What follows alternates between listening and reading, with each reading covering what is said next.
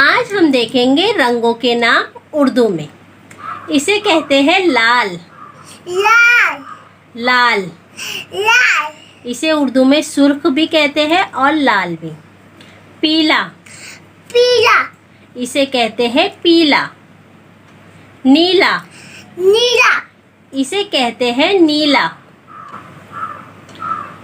हरा आला इसे कहते हैं हरा। इसे उर्दू में सब्ज भी कहा जाता है और हरा भी। नारंगी नारंगी इसे कहते हैं नारंगी। गुलाबी गुलाबी इसे कहते हैं गुलाबी। जामुनी जामुनी इसे कहते हैं जामुनी। भूरा पूरा इसे उर्दू में कहते हैं भूरा। पूरा सफ़ेद सफेद इसे उर्दू में कहते हैं सफ़ेद।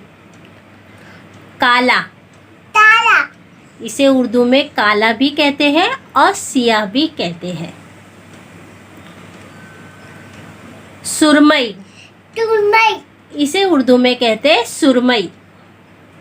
सुनहरी सुनहरी इसे उर्दू में कहते हैं सुनहरी। वीडियो पसंद आए तो इस वीडियो को लाइक कर देना, शेयर करना और मेरे चैनल को सब्सक्राइब कर देना। Bye bye.